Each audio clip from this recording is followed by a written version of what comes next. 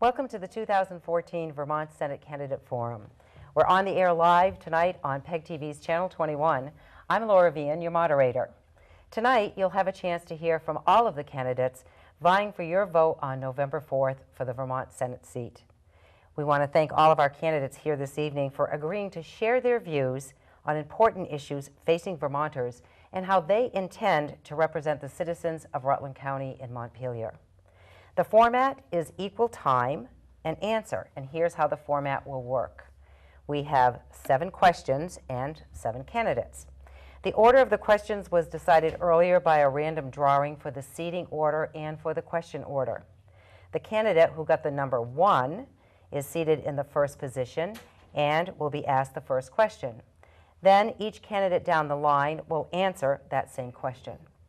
Once the round is completed, the candidate who is in position number 2 will answer that question, and so forth.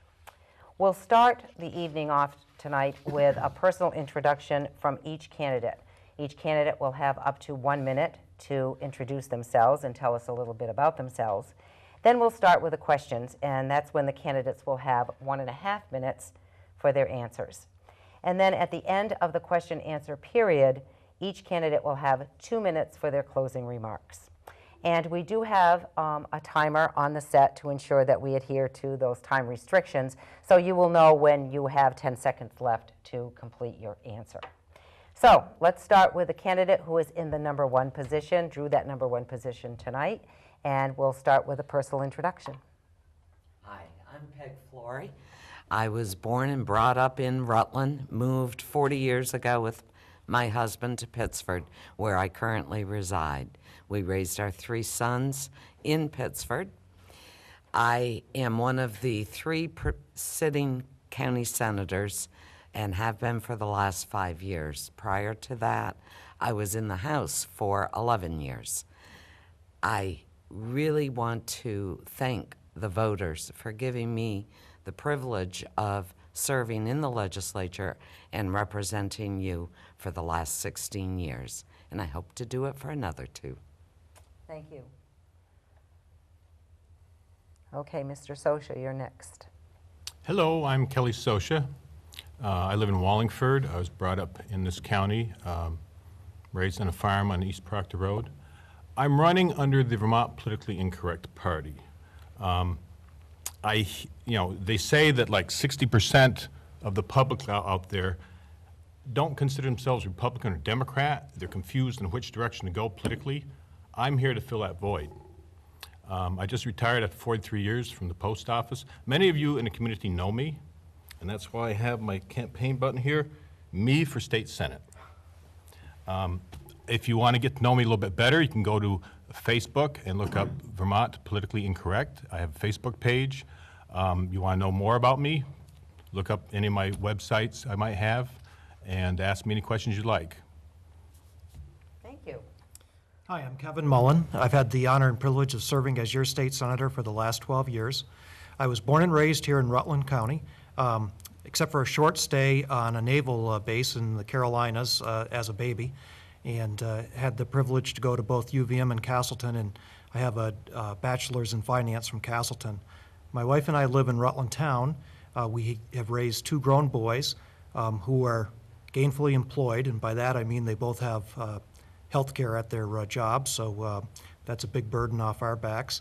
And we just became grandparents last year, and I have a little granddaughter who just turned 1 2 days ago.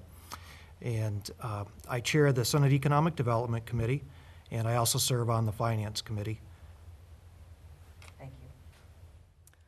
Hi, my name is Anisha Delory, and I'm a 6th-generation Vermonter. I'm a wife of 20 years. I'm a mother of 3. My 2 oldest children have attended college. My youngest, the baby of the family, just started his freshman year in high school. I'm a small business owner of 19 years. I'm a homeowner in Rutland City, and I'm a military veteran. Most importantly, I'm honest, caring, and motivated. Why I'm running, the education system is broken. Children's lives are at risk. Taxes are out of control. New programs are being created when we can't pay for the programs that are already in place. And I'm tired of standing and complaining. It's time to get out and do something. Thank you. Thank you. Hi, folks. Good evening. My name's William Tracy Karras. Most people call me Tracy. I'm a 7th generation Vermonter. Sorry, Anisha. I have 3 children, a 5-year-old, a 7-year-old, and a 12-year-old, and a beautiful wife. Been raised in Rutland, and grew up in Clarendon, then Rutland City. I've had grandparents in Brandon, Rochester, cousins in Pittsford. Know most of the county. I left the state for a little while to practice law and came back to raise my 3 children because I always knew that Vermont would be the place to raise my children. But when I got back to Rutland, I realized the things I came for, which were safety, education, and the livable wage, were at risk. And that's why I'm running for county senate. Thank you. Hi, I'm Brian Collmore. I arrived in Vermont in 1968, graduated from Middlebury College in 1972, and I've lived in the county ever since, in the city, West Rutland for 25 years, and Rutland Town for the last 15. I work at Catamount Radio and have had the pleasure to be on the air for about 40 years in the market. And I also do ice hockey officiating and coach for a number of years as well. This is my first attempt at political office, unless you count 4th grade. I ran for class president there, and I won. But this is the first time I've had any opportunity here, and I just want to thank PEG TV for the opportunity tonight to be here. Thank you. Hi, my name is Eldred French. I've been a resident of the town of Shrewsbury for 44 years, where my wife Lily and I raised 3 wonderful daughters who are all off on their own, earning money and doing well, all in the health field, as it turns out, a doctor, a nurse, and a marketer for a rehab. I've run for all of those, well, for 40 of those 44 years, I've run Acorn Tree Service, which is a full-service tree service, and it's been a good small business, and it's served me well for all these years, and I've done lots of tree work for people throughout the county. I was fortunate enough 6 years ago to be approached and to run for the House from the District of Wallingford, Teignmouth, and Shrewsbury, and I won, and I served 4 years in the House, which were great, and I was appointed to the Senate 2 years ago, and I've been serving in the Senate the last 2 years. And public service is in my blood. I love it, and it's something I try really hard to do well, and I'm running because I'd like to do it for another 2 years. Thank you. Okay, you've had an opportunity to have a personal introduction from each of our candidates this evening, so let's get started with the questions. Again, we have 7 questions for the 7 candidates, and I will let you know that I'm going to ask the question once, and we'll go down the line, but if you need me to ask it again, please just speak up, and I'll be happy to do that. So here's the first question for the candidate, Peg Fleury, who happens to be in position 1. The drug addiction and crime problems in Rutland have escalated to an alarming level, to the point where we caught unfavorable national media attention. There are many local groups collaborating against drugs and the crimes they cause.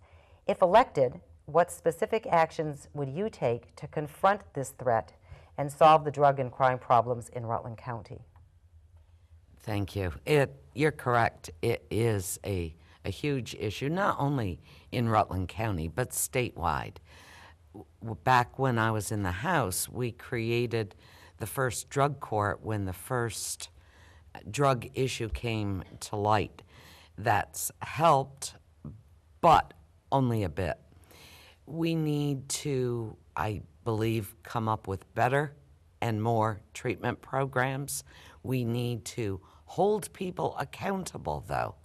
Folks that go into treatment need to stay in treatment, and a couple of weeks don't do it, especially not when they then go back to their same life, same friends, same circumstances that led them to drugs in the first place. I think we need to give higher standards, and this is for the drug dealers and the addicts. The drug users and addicts. The drug dealers, we need to get tough on. We want to make Vermont a place that drug dealers don't want to come to sell their products. We want to discourage the drug dealers, and we want to assist the drug users through better treatment programs, longer treatment programs, and rehabilitation so that they can ease back into the community in a productive way. Thank you. Kelly Sosha?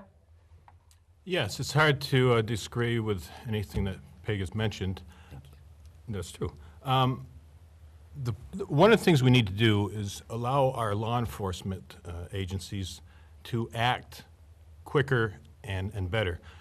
I have some apartment houses that I have to manage, and I took over the apartments through my father-in-law passing away, and we had a person, one of the apartments, he was a known local drug dealer, actually prescription drugs. He was the pharmacist, the neighborhood pharmacist. I went to and people knew in the area that this was a situation. I went to the police department and I gave them the name and address and everything and said there was witnesses, and they say, unless we actually see something going on, we can't do a damn thing. Something's gonna change. If you know there's the problem there, you need to eradicate the problem. We need better law enforcement. We need priorities rearranged so that you are working on the drug dealers. There's improvements that are being made. I talked to representative recently. The last forum I mentioned about how Amtrak was being called Amcrack. And I was quickly, after the forum, corrected. I was told that Amtrak has done a very good job policing the railroads coming into Rutland, and that it really shouldn't be considered Amtrak anymore. We need to do that coming into the state through other routes. All right, thank you. Kevin Mullen? So for the last 2 years, the State Senate has charged both Senator Sears, the chair of the Judiciary Committee, and Senator Ayer, the chair of the Health and Welfare Committee, to try to come up with recommendations on how we can combat this epidemic, and it is an epidemic. And you know, the two previous speakers talked about enforcement and treatment, and it reminds me of a conversation that I had with Con Hogan, the former Secretary of the Agency of Human Services, who was telling me that 40 years ago, a gentleman bought a motel in Montpelier, and he wanted to set up a treatment clinic there. And at that time, he couldn't even find 10 patients in the state of Vermont to fill those rooms so that he could start the treatment practice. And here we are, fast forward 40 years, and we have the capacity of 400 patients at the methadone clinic here in Rutland. So we have to stem the tide. And I'm optimistic that we're doing a good job in Rutland. We're bringing attention to the issue. Chief Baker, Mayor Loris, Project Vision with Scott Tucker and Sam have done an incredible job. And we just have to all be diligent in our efforts on that. And the real key is to create opportunity for people, create opportunity starting in school with good after-school programs, sports, and things like that, and continuing right on through adulthood by offering good quality jobs. Anisha DeLaurie? I think that there's a two-part answer to the problem. I guess there could be more, but the two that I came up with were more support for Project Vision. Project Vision is a collaboration of businesses that focus on addiction, rehabilitation, mental illness, poverty, and law enforcement. And part two would be making it clear to the drug dealers that we don't want them here. We don't want them in the state. We particularly don't want them in Rutland County. That would start with people at the top. We need to make stricter laws. The judges need to enforce stricter sentences, and law enforcement need to have the means in order to conduct the investigations and make the arrests. Okay, thank you. Okay, Tracy Harris. Yes, this is actually one of the main platforms I've been running on, is the drug addiction that's taken over a whole neighborhood in Rutland County, in Rutland City. I agree with what Peg has said here. Currently, I think our insurance only covers 15 days, and then they're cut loose for treatment. A treatment program needs to be 30 to 60 days, followed by a halfway house or work farm for 6 to 9 months, in my opinion. And that's for the addicts, the adolescents, and the dealers that are dealing to maintain a habit. The serious dealers need to go away for a long period of time. Pressure needs to be put on the prosecutors and on the judges to hand out lengthy sentences, to someone got 33 months last week. It should have been 10 years. If a weapon's involved, double it, 20 years. You can get the message out that drugs are not to be dealt in Rutland County. People will say there's always going to be a demand, there'll be a supply. Well, we could cut that supply in half and hopefully cut the demand in half and take care of it that way. Thank you. Brian Collmore. I agree as well. I think it's an issue of a supply and demand situation, and my focus would be on the demand side of it. I would support reallocating funds for increased help for those who unfortunately find themselves trapped in this situation.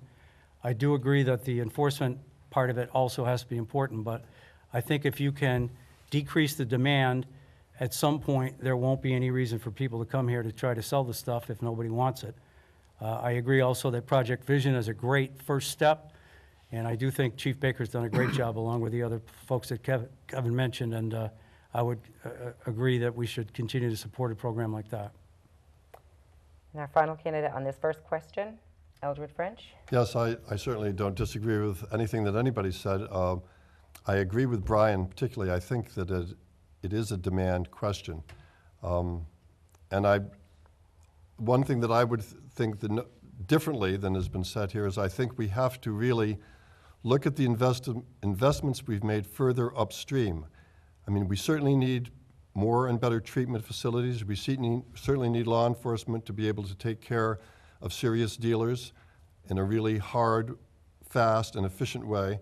But really, if we just start to act at the point where we're trying to rehabilitate people and trying to finagle with the supply and demand, we've already lost the battle. It's a societal issue, and it's bigger than that, and we have to really focus our resources and our investments earlier on. We have to do it with pediatricians. We have to do it with nurses. We have to break the cycle so that there's enough education so we simply aren't having more and more families have drug-addicted children and enter into the system. So I think that the investments need to be made further upstream in order to really very effectively break this problem. We've been doing the same sorts of things for a long time and losing the battle. I think the recognition that addiction is a disease is very important, but I really think that our efforts have to be focused further upstream if we're going to be successful. Thank you. That's our first question. Congratulations, y'all did a great job on the timing. So question number 2, we'll start with position number 2, which is Kelly Sosha. Since the economic crisis of 2008, Rutland has been among the hardest hit areas in the state. Now with the jobs lost from Rutland Plywood and soon to have jobs lost from Sears, the situation seems even worse. If elected, what do you think should be done to spur economic development and bring business, jobs, and economic strength to Rutland County? And remember, a minute and a half. Minute and a half. I think everyone here is probably going to say that they support economic incentives for businesses to move into the state, such as New York has been successful at, and some other countries, some other states around the country have been. It's interesting you talk about the economics of 2008. I started a business from scratch in 2006, and I wonder where it would have been, how it would have grown had I not had to deal with the economic collapse of 2008. So I know how it is to try to build a business during an economic recession, and fortunately I was able to hold out, and it's become something I'm proud of and is contributing to the economy. But little guys like me is not going to grow the jobs in Vermont. It'll help, it'll bring extra business, but we do need to give economic incentives to larger industry. I have people come to me and they say, what's the industry you have in Vermont? I say, basically it's tourism and agriculture is big, and I tell them the rest of the stuff is just little shops that are here, building maybe 50, maybe 100 employees at a time. We need that, more of that, and we need larger employers to come into the state. And if it means giving them some incentives that is going to allow people to get to work and be gainfully employed and contribute taxes and other means, that's what we will need to do. Okay. So Laura, I think this is the single biggest and most important issue that's facing us over the next few years. And I say that with the recognition that Vermonters in the last year have dropped $1,000 of income in the median income in the state. So the average Vermonter is making $1,000 less. We have 3,000 more people in poverty in the last year. We have, for the first time in God knows how many years, a decline in population in the state of Vermont. These are trends that can only be stopped if we create an economy that is vibrant. And so government needs to start realizing that sometimes government has to get out of the way for entrepreneurs to succeed. And we have to make it easier for people to do business in the state of Vermont. We passed a very comprehensive bill this past session. I'm proud to have been the sponsor of that bill, S220. And I heard from the Technology Alliance, from Jeff Kuchar, who heads that Route 802, which is an app developer for cell phones, has just been one of the first recipients of the entrepreneurial loans through VITA, and they're expanding from 5 to 20 jobs. And those are the type of things that we have to do. We have to make it easier for access to capital, we have to make it easier for access to permits, and we have to stop putting barriers in front of entrepreneurs and let them do what they do best, and that's create jobs. I've thought about this a lot. I'm not a politician, so I haven't been involved in a lot of political debates or conversations on the economy. But from my particular standpoint, tax breaks and loan incentives for new businesses, reaching out to businesses that we would like to have come to our community and asking them what their barriers are, and maybe working on those barriers. I know permitting is a huge barrier.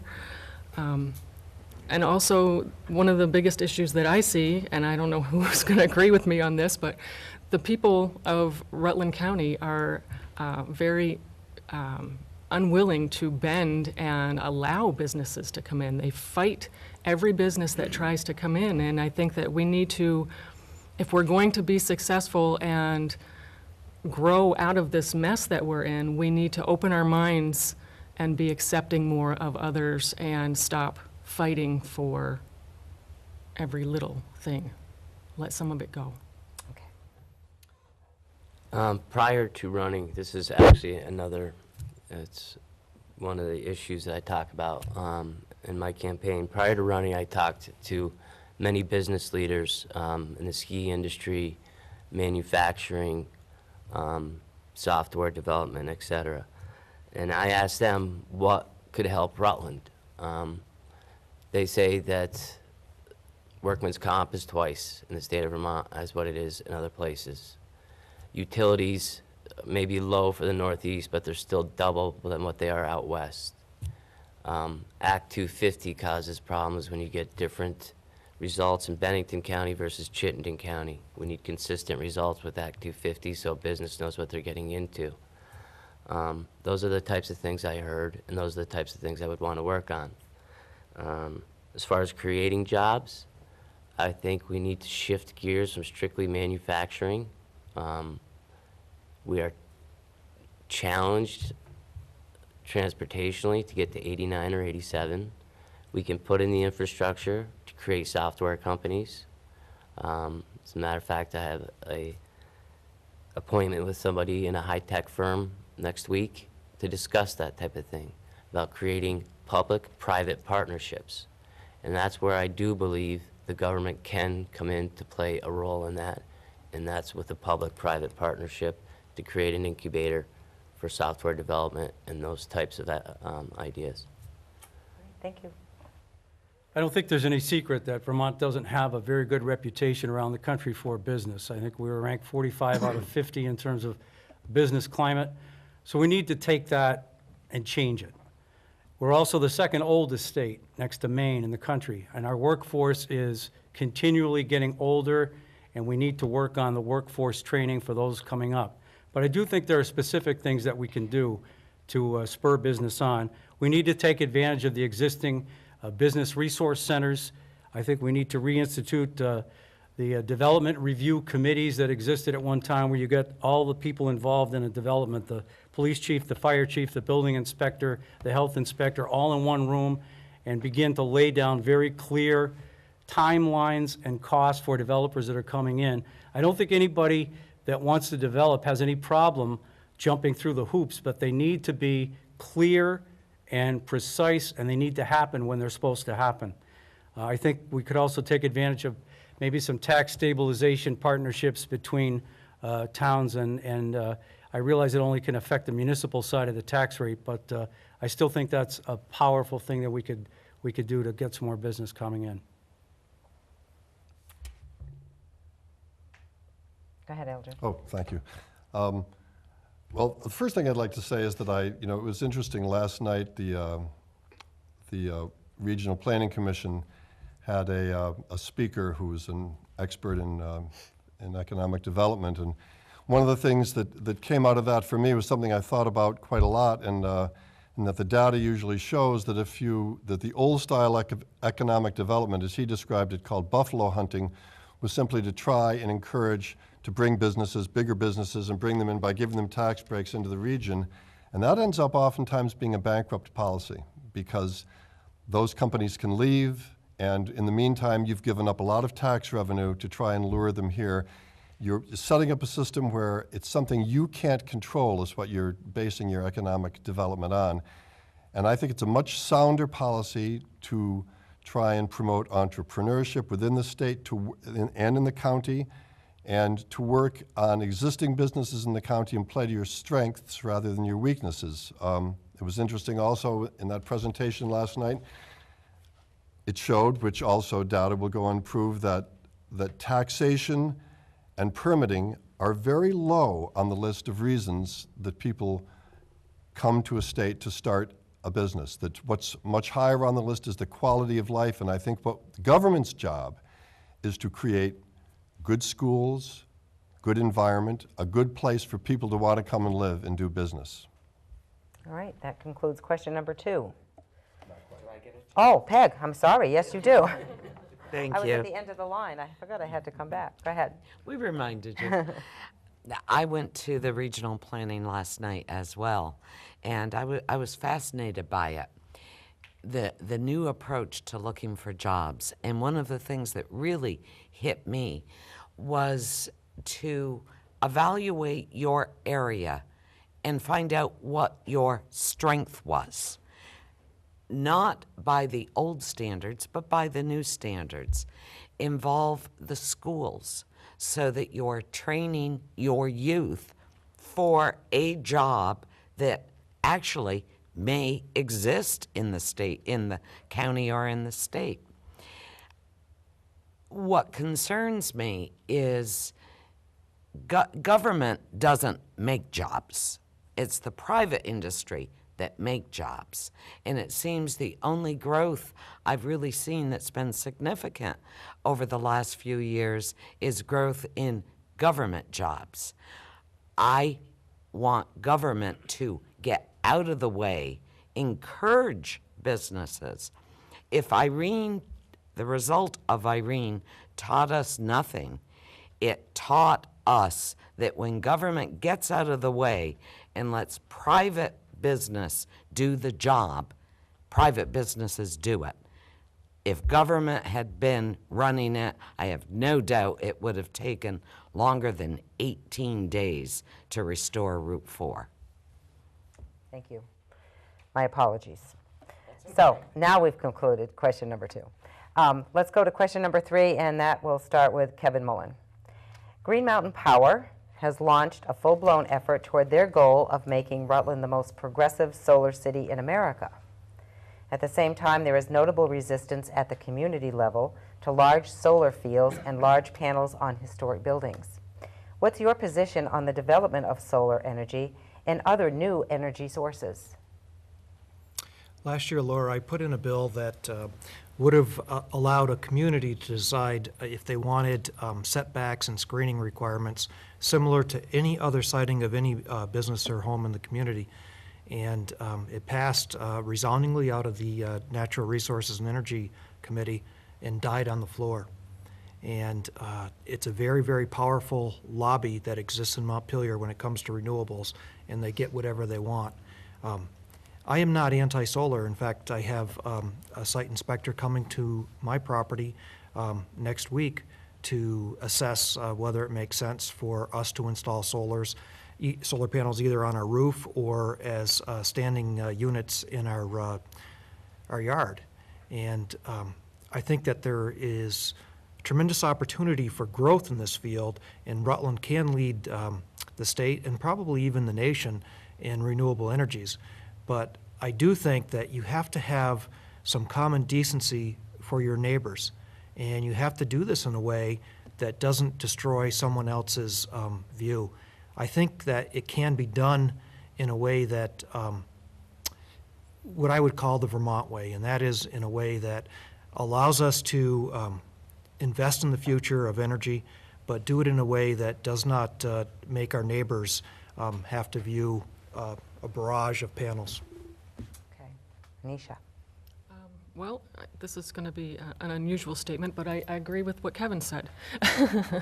I think that renewable energy is very important. We need to get away from the fossil fuels. The solar panels, I would agree, can be unsightly, but the oil problems are much worse. So you just have to pick the lesser evil. There's also technology for putting solar in the roads and on rooftops, and we can put them in places that are not quite so obvious. And I think more education needs to be done to find other ways to find our energy. Okay. Tracy?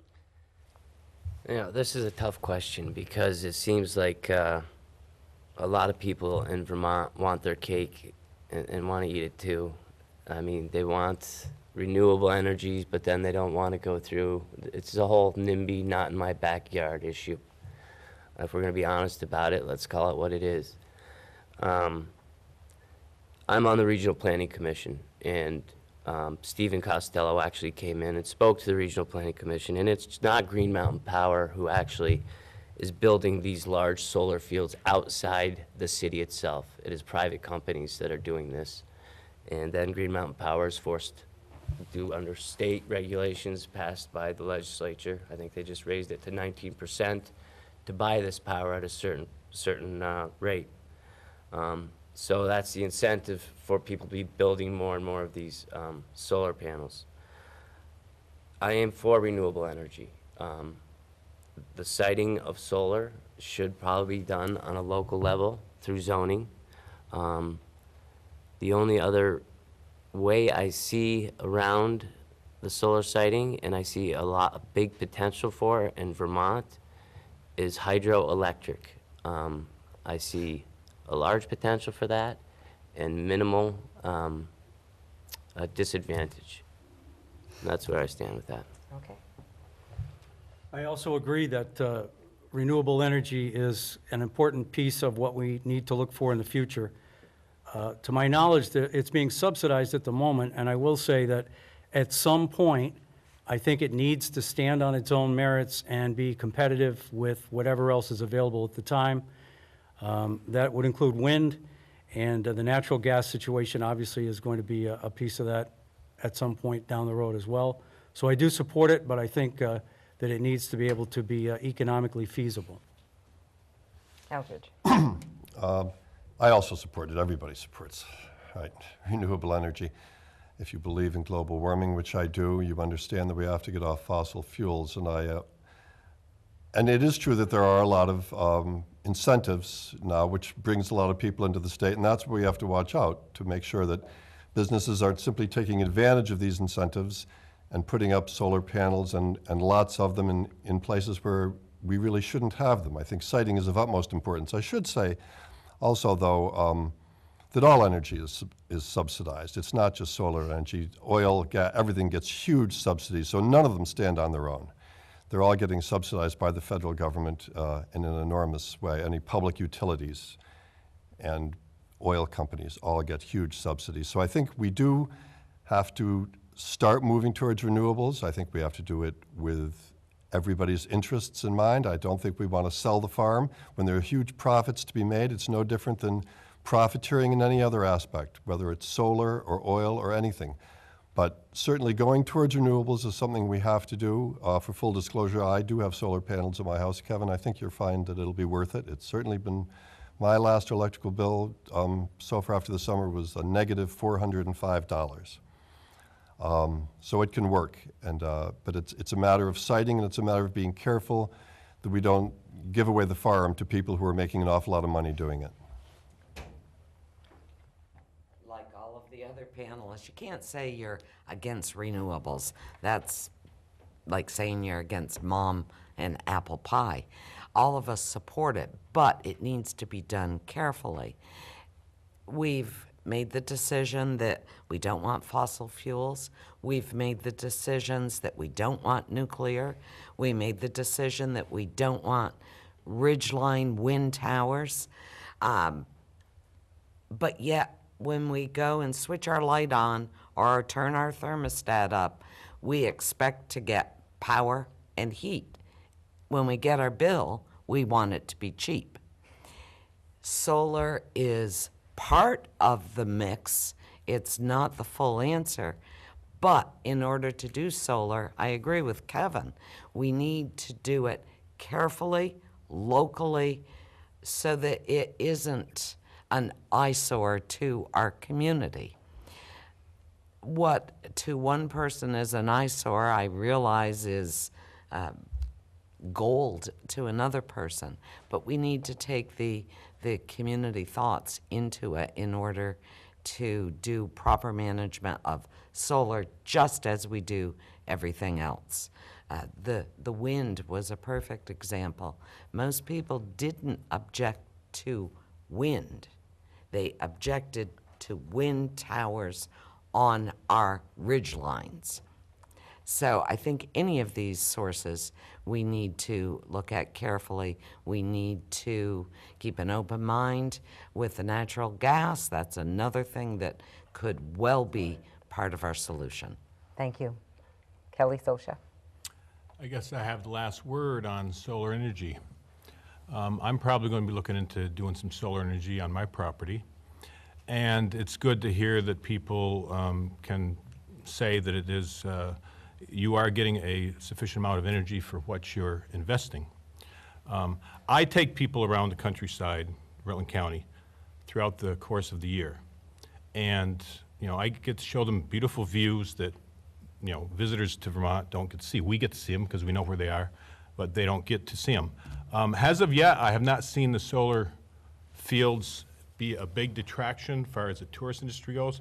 I do have to say that the solar farm they put on the corner of Route 7 and 103, when I'd come into work before I retired from the post office, the sun hits it at a certain angle and it's like it wants to blind you. So yeah, let's do some screening to do some protection of you know, me driving down the road. I'm not against solar energy. I think that we should have considerable subsidies for residential solar energy. People can put it on the roofs. It's not going to be an eyesore, and it's going to enrich Vermonters throughout the state. Okay, thank you. That does conclude question number 3. So, moving forward, what is your opinion, and I think it's Anisha here, what is your opinion of the statewide healthcare exchange and Governor Shumlin's plan to move forward with a single-payer healthcare system? Are you in favor of a universal healthcare system, or do you support any other options to keep healthcare costs down while providing sufficient care to Vermont residents? I am in support of the proposed plan, not the one that's in place right now, of the proposed plan, the single payer. It's my understanding that what's being proposed is going to be based on the Dr. Dinosaur and Medicare plan, and they are both very successful. It's a good model to model our healthcare after. It's going to be less administrative costs. There's many options to choose from, better than the ones that are in place right now. I'm confident that once it's up and running and all the bugs are worked out of it, that the majority of the people will be happy with the single payer. Okay, thank you.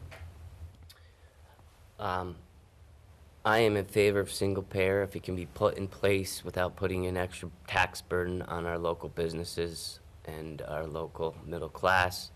I think they're paying enough taxes as it is. And if that can't be done, I would not be in favor of the single-payer system. I would look for other options, whether that's bringing in more companies to choose from. But the bottom line is, if it cannot be done with financial responsibility, I would be against it. As far as the rollout and so forth, Vermont Health Connect, so far, yes, it's saving me money on my own personal insurance. And that's where I am with it. But when we get to the single payer and actually instituting it, we need to know what the cost is going to be. We should have been told what the cost was 2 years ago, like we were told. And if the cost is going to be too much, then I would vote against it. Okay. I honestly can't give you an answer, because to date, no one has been able to tell me how much it's going to cost and how we're going to pay for it, and who's covered. So I understand right now that Vermonters pay about $5.5 billion for their insurance. The number of 2.1, 2.2 billion, something like that, was suggested as the final number for the single-payer system. But again, since we haven't been able to get any information, and Tracy's right, we've gone through at least 2 deadlines where it was supposed to be announced, I really, at this point, I can't give you an answer. Okay. I'm in favor of single payer, and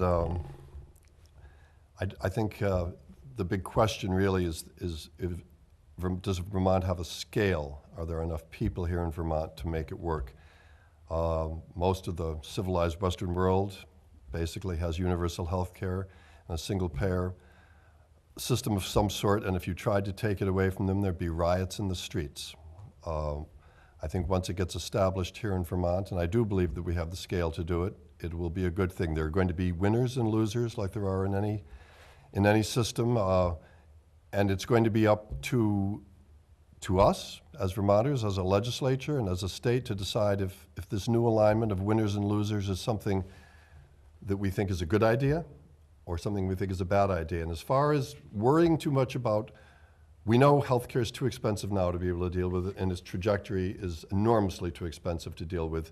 So regardless of whether or not a couple deadlines have been met, when the governor's plan comes out and how it's going to be paid for is made known, there's going to be full, transparent, a whole 2 years for the legislature to wrestle with this problem. So it's not as if it's going to come out and be a big surprise and it's going to happen. It's going to be a transparent process, and all Vermonters are going to have an opportunity to weigh in. Thank you. Peg Fleury? I have some real concerns about the proposal. As Brian indicated, we don't know what it's going to cover, we don't know how much it's going to cost, and we don't know how it's going to pay, how we're going to pay for it. In addition to that, we talk about saving administrative costs. Well, I worked a long time ago as a ward secretary in the emergency room, 3 to 11, as the skiers would come in. Skiers mainly from out of state. They're not going to be on it. We're still going to have those administrative costs as they bring their insurance in. The costs of health care have been going up and up. Part of that's our fault, the state. We put in Medicaid, we have Medicare, but Medicaid, Dr. Dinosaur, Catamount, those programs were insuring almost 40% of Vermonters. But they were only for people that were receiving that for insurance. The providers were only getting 30 cents on the dollar. So a procedure that costs $1,000, the hospital was getting 300. So when I went in there with my private insurance, guess what? They couldn't charge me the $1,000. They had to charge me more. My fear is this is the very same thing that's going to happen with a state-run health insurance. Thank you. Kelly? Okay, yeah. If this program can be run and get success like the Dr. Dinosaur program did for our young children, making Vermont one of the healthiest states in the country for young children, I think that's a very positive thing. I do believe that we need to continue on the road we're on right now. You can't have a knee-jerk reaction and just throw everything away and say we're going to start a whole new program. When I started my business, everything wasn't smooth when I first started. The first bus I bought for my business, as soon as I drove it in the driveway, I realized I can't work with this, and I had to go on to something else. It's not direct, success is not a direct straight line, okay? There's gonna be zigs and zags. You have to make corrections, and if it comes to a point when something is not workable, that's the point that you say, okay, we've gone through as much as we can. The patient is dead. We have to give up on it, and we have to look for new life. All right. So Laura, I wish you had done this in 2 separate questions, because 2 minutes is impossible to answer both sides of that, but let me try. Remember, it's a minute and a half. So, on the healthcare exchange, I voted to make it voluntary. I was outvoted. I think it would have been much better if it had been voluntary. I was the one voice that was screaming at the top of my lungs that CGI should not have gotten the contract. It wasn't even an American company. We've well into $70 million. We're going to spend 160 to 170 million on this, and we still don't have it right. It's a disaster, and the administration has to get it fixed because it has taken away people's faith in government to do anything right. So that's the first half of the equation. The second half is I helped to write Act 48, and I did that because I realized that the path we're on is unsustainable. 1 out of every $5 is being spent on health care in the state of Vermont. We can't afford that. And so many provisions of Act 48 dealt with cost containment, and again, the administration has dropped the ball, not met timetables, not done what's necessary to have us in a place where we need to be at this point in time to be ready to implement in 2017. So I still am in favor of rolling out Act 48. I put a number of triggers in that protect Vermonters from bad things happening from a poor rollout of that act. But I'd have to say that if we're going to do it, the administration has to get their act together and get going and get the job done. All right, thank you. Let's move forward to question number 5, Tracy. Increases in the statewide property tax rate are causing a significant burden for taxpayers at a time when the cost of living is rising. It is one of the biggest issues facing Vermonters. What do you believe is the answer to alleviating the burden on Vermont taxpayers? I get the easy question, I guess. Have any of them been easy so far? Well, some are easier than others. The state tax question, I think a lot of it seems to be boiling down to Act 60 and property taxes associated with our educational system. Seems like most municipal budgets are mostly dealing with the school budget portion. The municipal budgets are passing and the school budgets are getting voted down. I think Act 60 initially was a good piece of legislation, but like anything, from time to time, it needs to be changed. It needs to grow with the times. As Brian said, we have a growing elderly population, and we are paid 5th in the nation per pupil per student. Yes, we consistently rank high with graduation rates and highly educated children. That said, everything has to be on the table, in my opinion, when it comes to lowering our taxes, at least on the education side, consolidation, school choice for elementary and high school. I think we need to be able to have different choices until we get to the bottom of this so that we can maintain and keep our taxes lower. Brian? The school piece does drive the property tax for the most part. I know in Rutland Town, my tax bill, 88% of it was as a result of the school cost. Tracy's hit on a few of the things that I also think have to be at least discussed. I'm not swayed yet that school consolidation is the ultimate and only answer to the problem. You'd be hard-pressed to go to Proctor and West Rutland and convince them that one of the schools there has to close or go to Fairhaven or Polton and do the same thing there. I think there are other ways to do it. I think the teacher-to-pupil ratio could be adjusted upward to some degree. It's right now at about 10 to 1. I also think that, and I spoke with Mary Moran about it, instead of closing schools, there could be a school that's good for A and another school that specializes in something else. And I think this would go a long way to alleviate the problem, and I think there has to be a large increase in school choice. I think parents have the right to choose their product. All right. Well, it is a tough question, certainly one that we've all been grappling with for a long time up in the legislature. We did a few years ago have an independent assessment of the efficacy, shall we say, of the funding mechanism of Act 60 and Act 60, if it was a fair way to raise money throughout the state. And that report came back overwhelmingly that it was. And I think that the principles of that act and of that Brigham decision were good ones and are good ones today. That being said, the cost of education is rising at a very high rate, and so property taxes reflect that huge cost in education. I would also like to add that it's probably the most important thing that we do. And so it is going to cost a little bit of money, and we should be prepared for that, because it is an important thing that we do with our money, is education. I think that perhaps other than other funding mechanisms, not the way that it's spent, but other sources have to be considered. I agree with Tracy that maybe other things should be on the table. I'm not a big fan of consolidation. I don't think that it's shown a lot of great savings. I think it creates middle management. As a matter of fact, I would want to go and am planning on introducing legislation entirely in the opposite direction, where schools become more autonomous, small schools in themselves. And I think we could do away with a lot of administration and have flexibility that way. Thank you. Peg? I think we need to do a couple of things. I think we really need to look seriously at changing Act 60 completely. And one of the areas I think we ought to look at, and when I say consolidation, I'm not talking about consolidating schools, but looking at the funding mechanism from a county perspective. If you look at a lot of our figures, the average wages in Bennington are different from Rutland County and are a whole lot different than Chittenden County.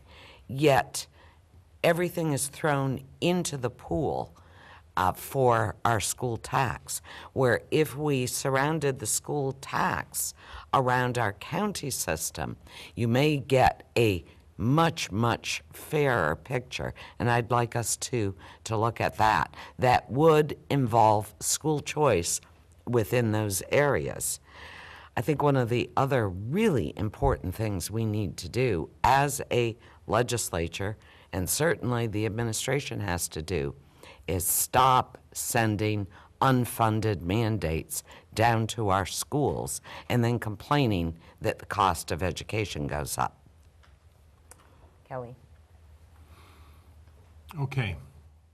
We need taxes to support the schools. I think that's a given.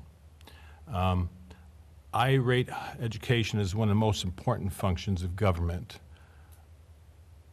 But in that, the family needs to take some responsibility too. If you've got children, you need to nurture them and encourage them through school. I heard at one point that Vermont has one of the highest graduation rates in the nation at like 85%. If that's true, I think 85% is dismal. You know, you should be thriving for 100%, and I don't think 85% does it. We're going to need to support schools. If we can get more industry in here and contributing to the tax base, that may alleviate some of the burden on the school tax base. But again, to a point, society has to pick up. You can't just hand over your child to the school system and they're in school 9 to 3, and then that's it. I do have a problem, though, with a high school project where a junior or a sophomore in high school has to create an exact replica of the Shakespeare theater in 3-dimensional. I mean, we need to get away from that and get back to reading, writing, and arithmetic and competency in the studies. Thank you.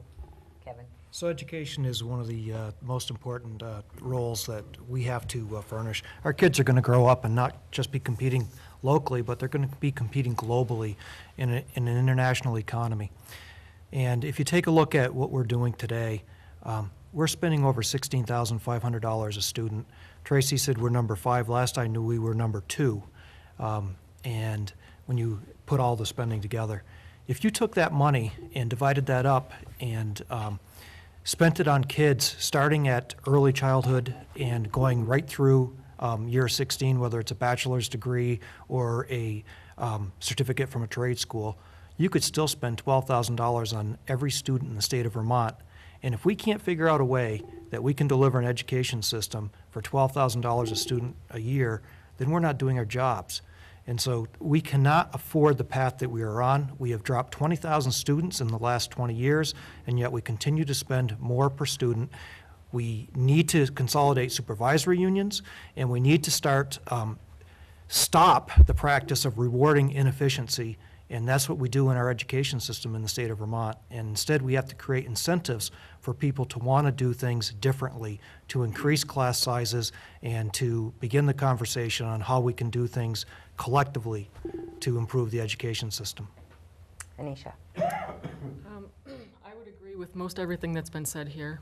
Tax reform for Act 60 needs to happen. Eldred was talking about putting it back to the local districts and having us control our own schools. I think that's a good thing. That would cut back on a lot of the overhead. I also think that stop mandating new programs outside of education, things that, well, the healthcare system coming up. If it's going to add to the tax burden, then maybe we need to look at that. Until we can get our finances in order, we need to stop putting in new policies and mandates. Okay, very good. Thank you. Okay, question number 6. Rutland County has historically been put on the back burner when it comes to transportation infrastructure. Meanwhile, the northern, southern, and eastern cities are either on interstate highways or highly improved access. Our airport is improving, but there's been little action on critical road or passenger rail upgrades. How loud a voice would you have on behalf of transportation improvements in our region while in Montpelier? Very loud. I can't imagine there's too many more important things to look at. I know we just went through a bad decision or a bad situation with the rail. We thought that we had something going, and apparently it's been delayed again. But I do think it's critical that we get rail and the roads fixed, and I would be a strong advocate for that. Okay. Albert? I'd also be a loud voice. You know, it's we keep plugging. It's interesting. The Western Rail situation was a great disappointment to all of us here. A lot of hard work has gone in, and it's not like we haven't had good quality people in representation from Rutland County on the transportation committees, both in the Senate and in the House. We do, and we have, and they're all trying hard. A lot of it's tied to federal money, and a lot of it's out of our control. And I know our congressional district up in Washington has been plugging away hard too, but you can't control what comes out of Washington always. And a great deal of transportation money really is federal money. It's critically important as a part of our infrastructure in order for businesses to thrive, for tourism to thrive, and I think that we have to I don't think we've been a silent voice. I think it's been well known throughout the delegation, something we've tried to address, time and again to make sure that it's upgraded. And it's going to take a little local money. I mean, people who are against the gas tax, for example, want the roads to be fixed magically somehow, but there is some money that's going to have to be raised to do it on the state level, as well as hoping and pitching still for those federal dollars, which will get us there. So I'd be a strong voice. Thank you. I will and I have continued to advocate for improved transportation. I serve on Senate Transportation Committee, and my chair constantly tells me, there are other areas other than Rutland, and keep telling him, no, there aren't. We have succeeded in expanding the airport, and I'm really glad about that. The train, we were horribly disappointed to not get the federal grant, but that doesn't mean we aren't going to reapply. It also doesn't mean that nothing is being done, because we did put in some significant state money to continue upgrades to some of the rail crossings and some of the old rails, so that we'll continue with that. We also got the funding to replace the Ripley and Door Drive Bridge.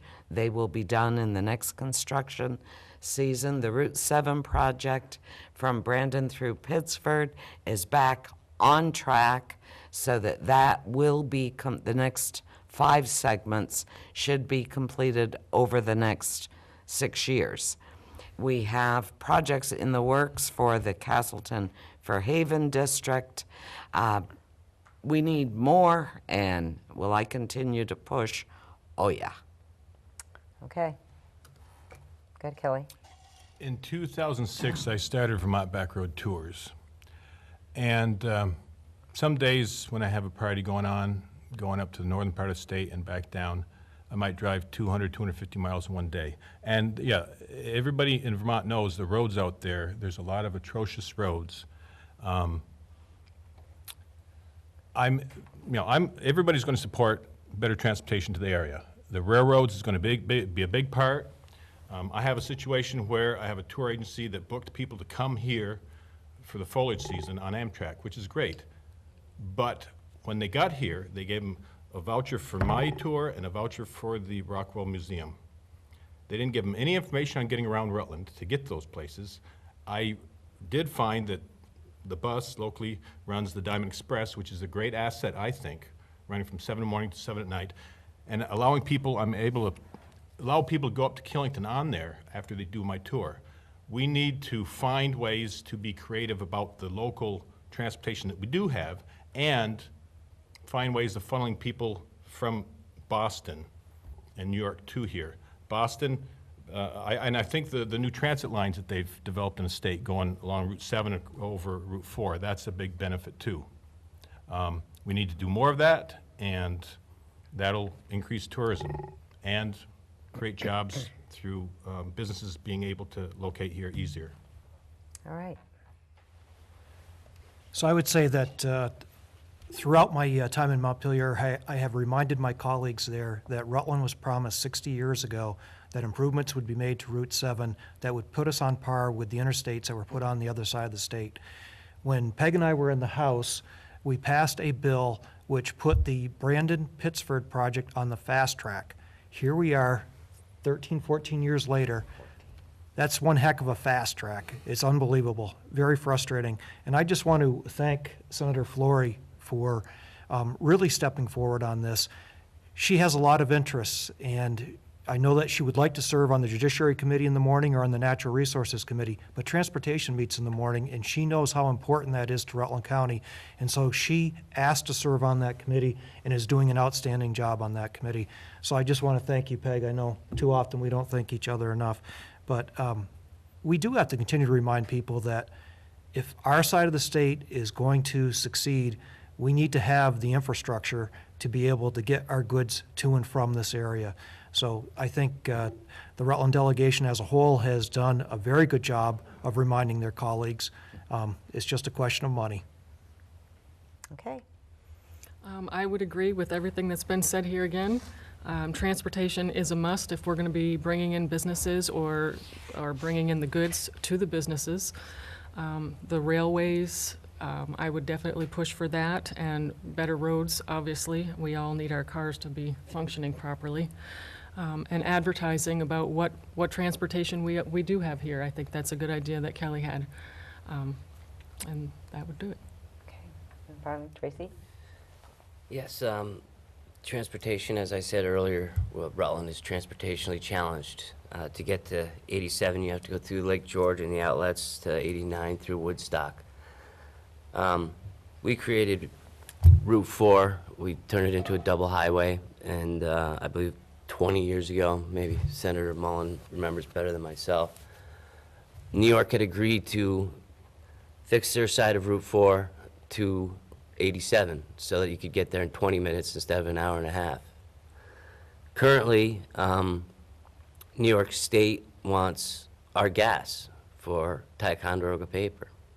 I would appeal right now to Governor Shumlin to talk to Governor Cuomo and see if they can work something out now about Route 4 and fix Route 4 like they were supposed to 20 years ago so that we can get to 87.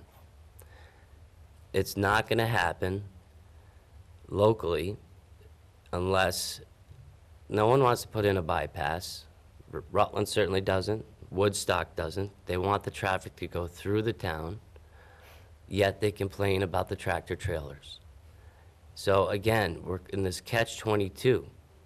I do believe fixing Route 4 from the New York border to 87 would answer a lot of our problems, and I think we're in the perfect position with Gas Metro to try to make that happen. Thank you. All right, Eldred, you have the final question, first one to answer. Other than the issues we've brought up here this evening, what other issues facing Rutland County and/or the state would you dedicate most of your time to if elected? Well, so we did touch on the drug problem, and I guess that's out of bounds to talk about since we talked about most of the important ones. One thing that we didn't discuss, that I serve on the Agriculture Committee in the mornings, and I think that Rutland has been really a mecca for agricultural pursuits, and a lot of new businesses have started, and it's really taken root, and it's showing to become a larger economic force than people gave it credit for being years ago. You know, for years it was, when we talked about economic development, there was the dairy industry, which is well established in the state, and which we still try and keep as vibrant as we can and is doing very well. But all the rest was just considered to be a bunch of people growing some vegetables and selling them on a stand, and not really in a serious consideration either with the Chamber of Commerce or generally up at the state as an economic driver. Well, that's changed. I think that people have really begun to realize that along with tourism, that it's a match with tourism and then ecotourism, and that continuing to support and to broaden the agricultural interest in Vermont is money that stays in Vermont. It doesn't go anywhere else. It's money that's generated here and stays here. It is an adjunct to tourism and can help to increase what is one of our biggest businesses of all, and that's the tourist business. It keeps the state open. It keeps it clean environmentally. And I think I would try to continue our very good efforts in that direction.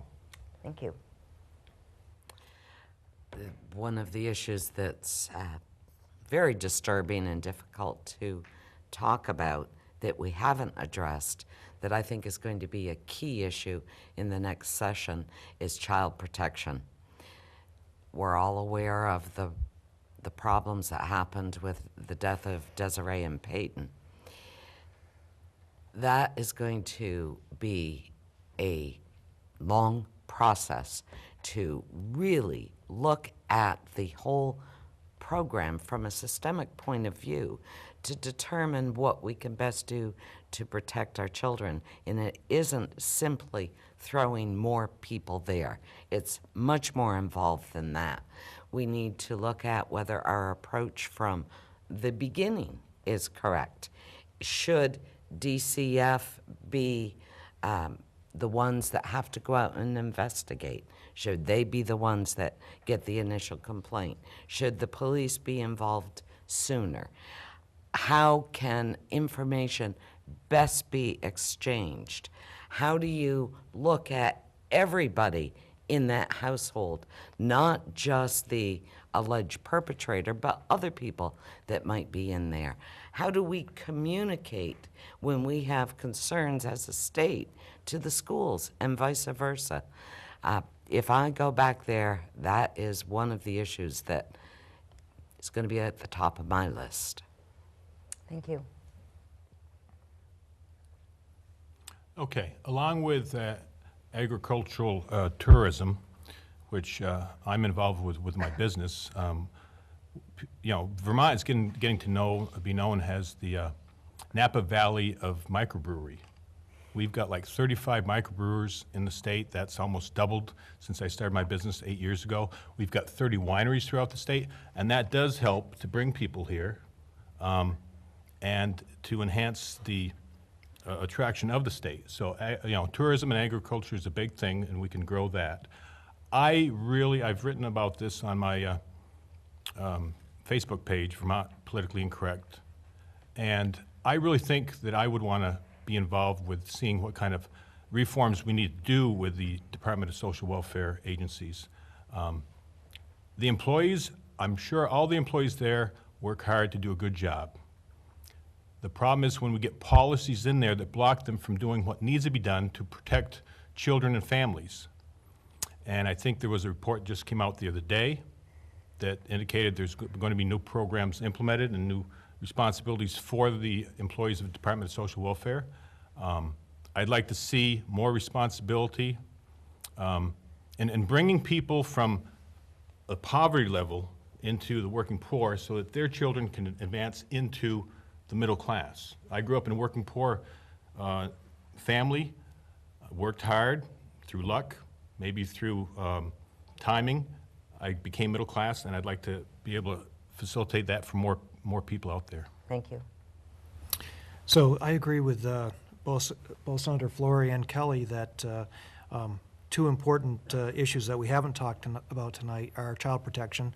All three of the sitting senators from Rutland County are on the child protection panel that has been meeting throughout the summer, and we have a plethora of recommendations that will be brought before the legislature in January.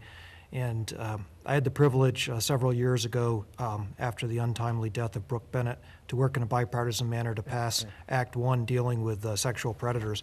And I think that the bill that we pass in January dealing with child protection is going to be ultimately just as good. Kelly brought up agritourism, and my committee is the one that was charged with trying to grow this business. We've been doing a good job. We just lowered the tax rate that Vermont distillers have to pay on the first few $100,000s of product that they make. This will be an incentive for the smallest companies to grow. It's a real burgeoning field, and to date, we still haven't been able to get any of them to bring samples into my committee, but we're still working on that. Go on a tour with me. But we're still, I really think that the one question that probably hasn't been asked tonight is what are we going to do for our most vulnerable, our children in state custody, our seniors, and those are the issues that I think we get the most satisfaction out of working on when we're in Montpelier. And I guess I'm out of time. Thank you. Go ahead, Anisha. Okay, what I'm really passionate about is children. I've been a home child care provider for 19 years, so anything that has to do with children is what I'm going to be all over. Two things that I would like to see happen if I'm up there is, one, I would love to see a suicide prevention program put into middle schools particularly. There have been a lot of, in Rutland County, over the last 10 years, there's been at least 3, and many other ones that have attempted, and it's just really a problem and it needs to be taken care of. The other thing that I would like to do is DCF has a rule that child care providers are not allowed to be foster parents, and I think that you are cutting out a huge population of people who have background checks, who have training to be around children, who know how to nurture them and love them, and they're totally excluded from being a foster parent. So I would open that up to them. Thank you. Tracy. Very quickly, Paul Costell and the USDA and the added value to food, goat cheeses, there's going to be a huge demand for goat milk, etc. I think that's we need to build on what we have. Public-private partnerships with colleges to create incubators. I think we need to work toward those types of things. Hydroelectric as a renewable energy, we need to work toward that. But one thing that this was not mentioned here is Killington and its Act 250 permit that it's been fighting with over 10 years now. It's a $30 to $50 billion project that could be built out over a 10, 15-year period, creating jobs for carpenters, electricians, plumbers, skilled workers, and unskilled workers. That would be one of the things I would want to work on if I were sent to Montpelier. Very good. Lastly, Brian. I'm not sure it's an issue, but I'm a big fan of the Step Up, the Reach Up program, and I'd like to see continued emphasis on that. One of the things that I've enjoyed doing for the 40 years I've been around is the Christmas Fund, which the radio station does every year. And the most rewarding time, without question, is when someone who was given something one year, the next year is able to give back and complete that cycle. And I really strongly believe that, that our job is to make people self-reliant. And I think the better we do that, the happier everybody is. All right, thank you very much. Well, that concludes the Vermont Senate Forum for our candidates this evening. I want to thank all of you for participating. We do appreciate it. And it's been a very informative evening, I think, not just for the folks who are in the studio. Oh, my closing comment. Here I am. Is that why you're doing this? I'm sorry. Let's have a 2-minute closing remarks. I could see you doing this, but I couldn't figure out why you were doing it. We're going to start with Peg. Thank you. Closing comment, I guess, is why I want to go back to Montpelier. I want to go back because there's unfinished work to do. I work hard. I am reachable. Frankly, not as reachable the last few weeks since I had my email hacked. So if you sent me an email and I don't respond, I'm not getting them. Please call. One of my goals, in addition to working on the transportation, lowering the property tax, and the child protection, is to keep government spending to what we, the taxpayers, can afford. We don't have the money coming into the state anymore that we used to. So the state has to do the same thing that we have to do in our private lives. Reassess our spending, bring our spending down to what we can afford. I chair Senate Institutions Committee, and the first week I was in there, someone came in and said, well, this project is only $2.3 million. And I said, whoa, in this committee, you never, ever, ever say the word only and million in the same sentence. I'm a janitor's daughter. We didn't have a whole lot of money growing up. We need to be more frugal. We need to bring that spirit of don't say only and million in the same sentence to state government. Thank you, and I ask for your support. Okay, Kelly. I think it had to do with government when someone came out and said $1 million here and $1 million there, and pretty soon you're talking about some real money. Why am I running for this office? I've always had a interest in politics. I've been a observer for all these years because for 34 years I was in a career with the post office that prevented me from being able to run for a political office where you had to declare a political party, even if it was independent or Vermont politically incorrect. I actually had to violate 3 provisions of a Hatch Act, which is a federal administrative law, in order to get on the ballot to run. I chose to run as politically incorrect because I want to give you folks a choice. You can still pick from one from column A, one from column B. On the ballot, you're going to see on the bottom of your list, Kelly Socha, Vermont politically incorrect. You'll see Republican, Democrat, Democrat, Republican, Democrat, Vermont politically incorrect. So I'm the last guy you really want to vote for.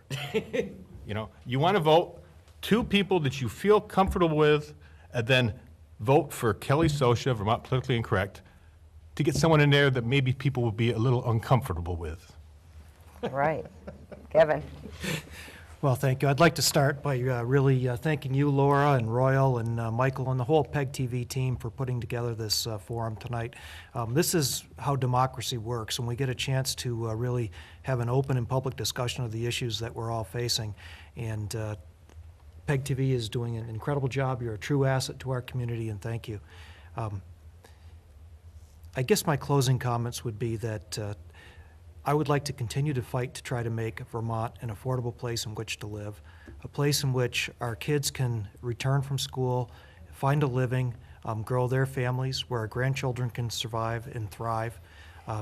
So I still have a little fire in the belly. I'd like to go back and continue to fight the good fight to try to grow our economy, create jobs, raise the bar in education, and try to make Vermont an even greater place to live, work, and play. Thank you. Thank you. Okay, I guess I would start by asking you to throw out any titles that we all have, and then look at the individual person and see what we represent. I represent education, children's safety and rights, pro-business, less government, pro-military and veterans, pro-senior citizens, pro-union, gun rights, and middle class. I'm a property owner, a small business owner. I have a family to worry about. You may not agree with everything that I've said here tonight, but if you agree with the majority of what I've said, then I would ask that you vote for me. All right, thank you. As I started to say, I guess in my opening remarks, I left the state for a little bit and came back to raise my children. I have skin in the game. I have 3 kids, a 5-year-old, a 7-year-old, and a 12-year-old. I don't have grandchildren that are coming back. I have my kids that are going through the education system now. I want to make sure that they get the best education possible in the safest streets possible, and that I can make a livable wage so that I can take them to Disney if possible. That's why I'm running for the Rutland County Senate. When I was going out to lunch with my grandfather 25 years ago, you couldn't even find a parking spot downtown at the lunch hour. Nowadays, the streets are empty. Once you found a parking spot, you had to wait 20 minutes to get into the Rutland restaurant. That is not happening anymore. We need to bring that back to Rutland, and I think we can. With my leadership in Montpelier, and if you vote for me, I will try to make that happen and make Rutland the place it once was. Thank you. I decided to run to give people a choice, to perhaps restore a bit of balance in Montpelier. I don't think it's any secret that one party has a supermajority there. I think it's healthy to have a balance and to have people ask questions. I've had the unique and great experience for the last 40 years of being able to talk to people individually on the radio station day in and day out. So I think I represent them well. I think I know what their issues are. I'm pro-business. I don't make any secret about that. I know how to make a payroll. I understand how business works, and I want to be a representative for that segment as well. I believe strongly in competition, and I would have to have been involved in athletics as long as I have. You know, you don't have a team on the ice, in my case with hockey, without a bit of competition, and I think it's healthy, and I think it's a good thing to have, so I would appreciate your consideration in November. All right, thank you. Eldred. I have fire in the belly too, just like you did, Kevin. I've been up in Montpelier for 6 years now, and there are a lot of things that I still want to do. You know, government has a very unusual role in society. When you think of what the role of government is and then what my role is in that government, it goes something like this, as far as I can see. What government does are all those big things in our lives for which there is no profit. Things that there is profit for get taken care of by private enterprise, and deservedly so. But there are some things, taking care of our old people, keeping our streets drug safe, keeping our roads, educating the people. These are all things for which there is no inherent profit.